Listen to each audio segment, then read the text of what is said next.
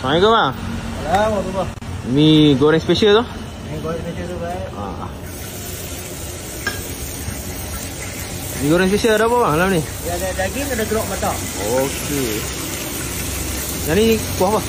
Ni kuah semua. Okey. Kuah cabai. Alright. Ni ayak sikit lah. Kita seria sikit. Okey. Ya.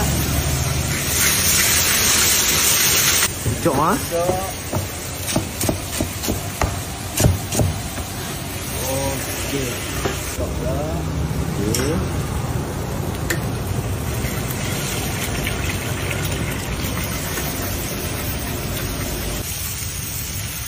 Ni pedas-pedas manis ya? Ya, pedas-pedas manis sikit kita bagi. Okey.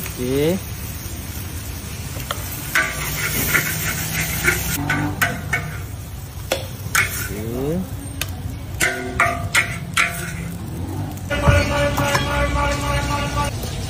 Ini daging eh? Ya. Okey.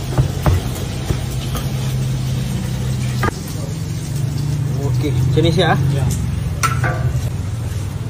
Kuah atas ha. Okey, macam ni harga berapa? Ni harga RM9.50. RM9.50 lah. Ya. Okey. Okey lah. Mi rebus tu. Ya, rebus satu baik. Okey. Okey. Ni. Ni, okey. Celong ah.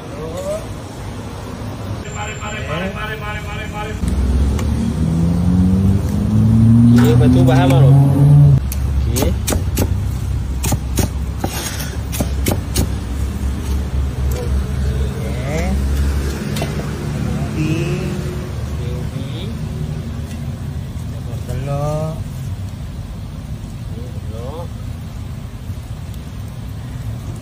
Kuah pekat tu. Ya, kuah pekat ah kuah.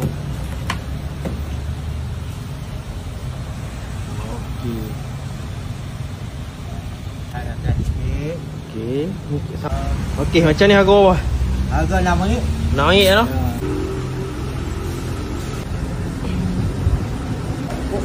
Oh, kedai kami buka daripada pukul 11 sampai pukul 10 malam. Okey. Lepas tu startnya ke agak hari cuti hari Sabtu. Satu sajalah. Ya, hari Sabtu saja. Okey, setiap hari buka lah.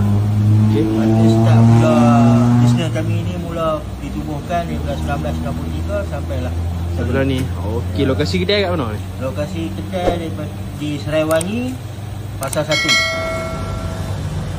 Oh.